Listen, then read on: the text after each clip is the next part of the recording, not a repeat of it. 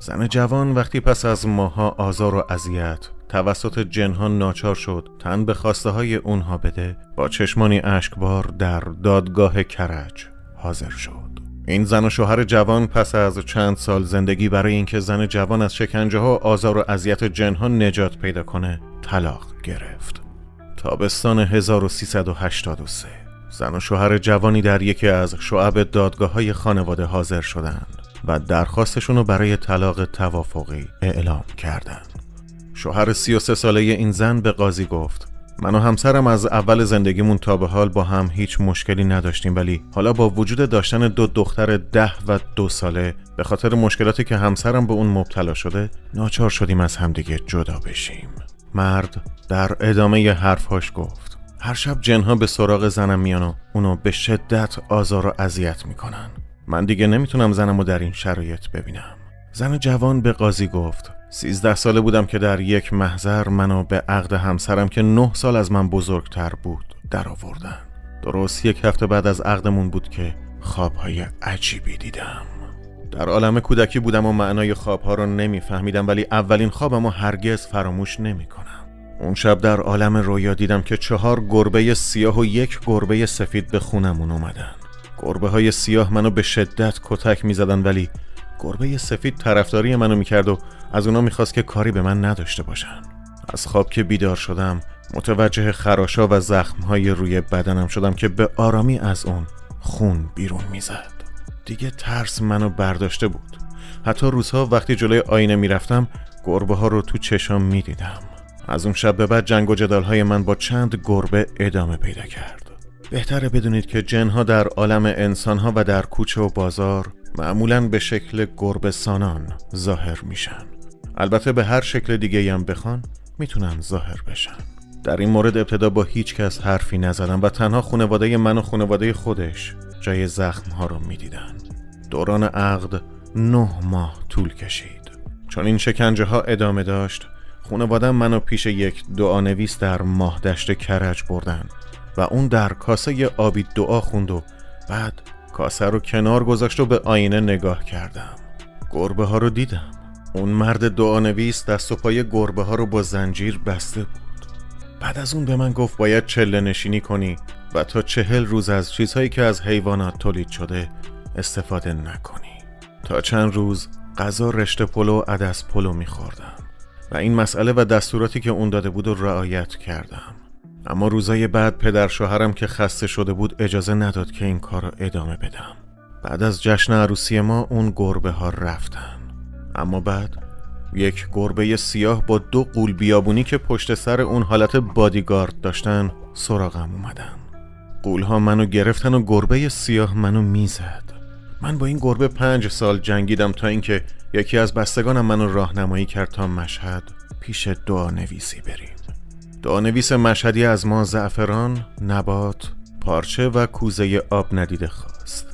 اون به کوزه چاقو میزد. زمانی که ما از خونه اون خارج شدیم ناگهان کوزه رو پشت سرم شکوند و من ترسیدم. اون گفت جنها رو از بین برده. همون شب گربه بزرگ سیاه در حالی که چوبی در دست داشت به همراه 13 گربه کوچیک سراغم اومدن و منو به شدت کتک زدن. حالا یک گربه تبدیل به 14 گربه شده بود. باز بستگان منو راهنمایی کردن که سراغ دعانویسای دیگه‌ای بریم. در قزوین پیرمردی با ریش‌های بلند، در چالوس یک پیرمرد دیگه، در روستای خاتونلور، در تهران و چند جای دیگه. حتی 40,000 تومان پول دادیم و دعانویسی از اطراف عراق به منزلمون اومد و 250,000 تومان از ما دستمزد خواست. اما اون که رفت همون شب باز من کتک خوردم. در این 12 سال 10-15 میلیون تومان خرج کردیم اما فایده ای نداشت. حتی بیمارستان پیش چند روانپزشک رفتیم ولی کاری از دستشون بر نیومد. چاقو، قیچی، سنجاق، هرچی بالا سرم گذاشتم نتیجه ای نداشت. حتی دعا گرفتم. جنها کیف دعا رو برداشتن و چند روز بعد کیف خالی رو در گردن دخترم انداختن. گربه سیاه به اندازه یک میز تلویزیون بود. اون روی 2 پا راه میرفت. بینی بزرگ قرمز و گوشهای تیز و چشمان براقی داشت و مثل آدم حرف میزد.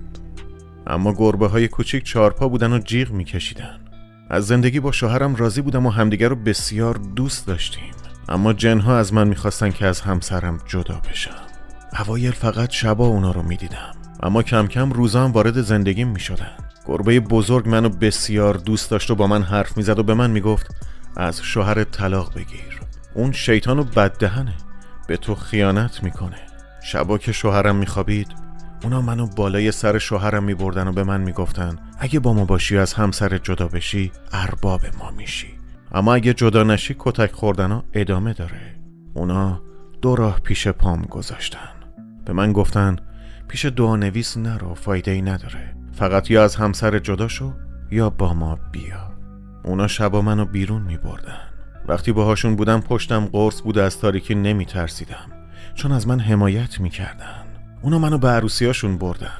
فضای عروسیاشون سالن تمیز، شفاف و مرتب بود. تو عروسیاشون همه نوع میوه بود. تو عروسیا گربه بزرگ یه سر میز می نشست و من سر دیگه میزو. پذیرایی آنچنانی از مهمونا می شد.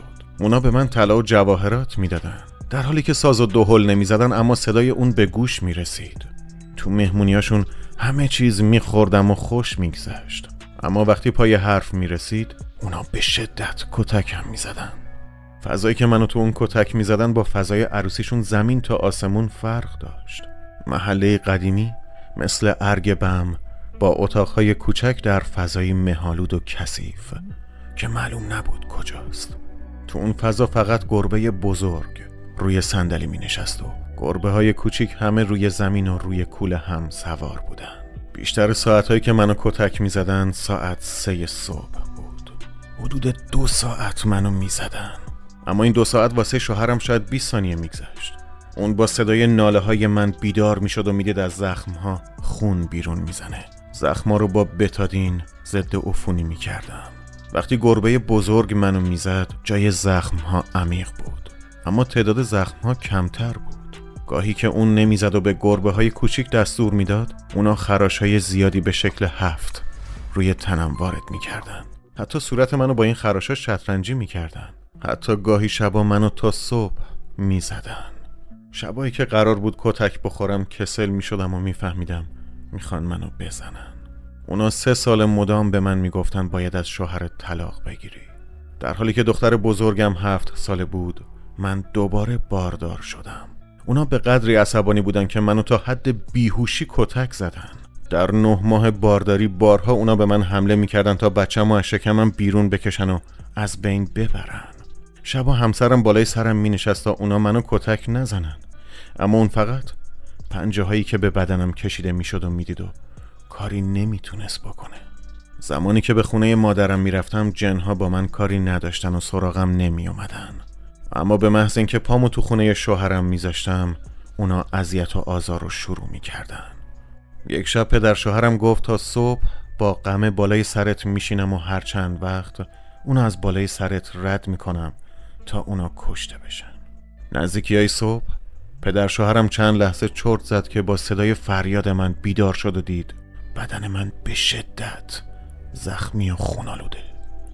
پدر شوهرم سر این قضیه 4 ماه ما رو به همراه اساسیه‌مون به منزل خودش برد، اما شب که خوابیده بود اونا به سراغش رفته بودن و گفته بودن عروست کجاست و اون گفته بود در اون اتاق با دخترم خوابیده. صبح که از خواب بیدار شدیم دیدم صورتم خون‌آلوده. دیگه کمتر کسی به منزل ما رفت و آمد داشت. یک بار برادرم اومد به منزلمون و دید دخترم مشقشو مینویسه و منم حموم هستم، اما صدایی از حموم نمیاد. بعد از 20 ثانیه که درو باز کرد میبینه من تو حموم زیر دوش غرق در خونم. یک بار که به دستشویی رفته بودم و تا ساعت 3 بیرون نیومدم، خواهرام نگران بودن و درو باز کردن و دیدن تمام بدنم چنگ خورده و جای خراشه. گربه بزرگ 2 پا علاقه زیادی به من داشت. اون فقط فردای منو به من میگفت و در مورد من بسیار تعصب داشت و اگه کسی به من توهین میکرد اون میگفت تو چیزی نگو، تلافیشو سرش در میارم. همیشه همه میگفتن آه و نفرین تو میگیره. من کاری نبودم، فقط حمایت و تعصب جنها بود. بیشتر اوقات میفهمیدم بیرون چه اتفاقی میفته، حتی خیلی وقتا که قرار بود جایی دعوا بشه من خودمو قبل از اون میرسوندم تا جلوی دعوا رو بگیرم. همه به من میگفتن اگر از اونها جواهرات بخوای واسط میارن. یک بار ازشون خواستم. اونا یک انگشتر بزرگ مروارید که حدود 30 نگین اطرافش بود و واسم آوردن. اما گفتن تا 1 هفته به کسی نگو و بعد آشکارا دستت کن. اما شوهرم اونو تو جیبش گذاشت و به همه نشون داد. جنها اومدن اونو بردن و به من گفتن لیاقت نداری. دیگه کم کم نیروی منو به خارج از خونه هدایت میکرد. بی هوا میرفتم بیرون از منزل، اما نمیدونستم کجا باید برم. این اواخر به مدت 3 ماه زنی جوان و بسیار زیبا با موهای بلند و طلایی رنگ، در حالی که چکمه‌ای تا روی زانوهاش میپوشید، از اوپن آشپزخونه وارد منزلمون میشد. دختر کوچیکم اونو دیده و ترسیده بود. روی چکمه‌هاش از پونز پوشیده شده بود. اون روزا به خونمون میومد و بسیار کم حرف میزد و زیبایی و قدرت این زن حیرت آور بود. اون بدون اینکه چیزی بگم ذهن منو میخوند. کارها رو انجام میداد. حتی دکور منزل رو تغییر میداد. لباساش مثل لباسای من بود. اگه من تو خونه روسری به سر داشتم، اونم روسری سرش بود. اون تو خونه همه کارا رو میکرد، اما وارد آشپزخونه نمیشد و چیزی نمیخورد. یک بار واسه من گوشت قربونی آورد تا اینکه همسرم به خونه برگشت و از تغییر دکوراسیون اتاق خواب ناراحت شد و اونو مثل اولش کرد. زن چکمه پوش دیگه سراغم نیومد، ولی گربه بزرگ گفت همسر تاوان کارشو میده و همسرم به زندان افتاد.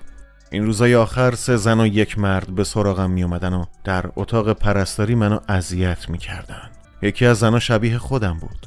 آزار اونها که تموم میشد، گربه ها میومدن. از شوهرم خواستم که از هم جدا بشیم. دیگه توان مبارزه با اونها رو نداشتم. روزها در حین جمع جور کردن خونه ناگهان بویی حس میکردم. یه بوی عجیبی بود. میفهمیدم الان میان سراغم و منو به قلعه میبرن و کتک میزنن. ناگهان بیهوش میشدم. گاهی تا 48 ساعت منگ بودم. راه میرفتم و غذای زیادی میخوردم، اما خودم چیزی نمیفهمیدم. صبح روز بعد زوجین در دادگاه حضور یافتند. روی صورت زن جوان زخم عمیق 3 چنگال با فاصله بیشتر از دست انسان وجود داشت و صورت و دستهای زن خونالود بود. در 10 مرداد حکم طلاق صادر شد. زن جوان گفت جنها دیشب اومدن ولی دیگه منو نزدن. اونها خوشحال بودن و گفتند اقدام خوبی کردی، اونو ادامه بده. این زن جوان گفت رأی طلاقو 2 ماه بالای کمد گذاشتیم و اجرا نکردیم. اونا شبا سراغم می اومدن و منو وحشتناک کتک می زدن، طوری که روی بدنم خط و نشون کشیدن. با همسرم قرار گذاشتیم ساعت 19 عصر روز بعد برای اجرای حکم طلاق به دفتر خونه بریم و حضانت 2 دخترم به همسرم سپرده بشه. ساعت 17 اون روز قبل از مراجعه به محضر همسرم منو نزد دعانویسی برد.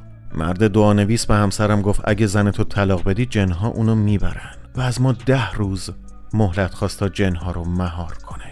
خانوادم گفتن تو که 12 سال صبر کردی، این 10 روزم صبر کن.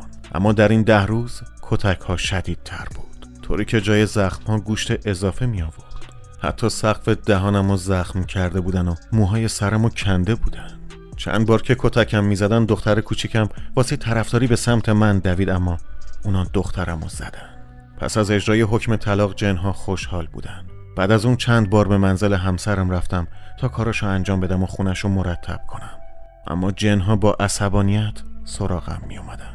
بعد از طلاق که به خونه پدرم به همراه 2 دخترم برگشتم، دیگه اونها سراغم نمی اومدن و منو نمی زدن. و اما در انتهای ماجرای این پرونده نظر کارشناسان اینه که این زن مشکل روحی و روانی داشته و در خواب با چنگ زدن باعث جراحت و زخم صورت و بدنش می شده و در حال حاضر زن مذکور در تیمارستان بستری.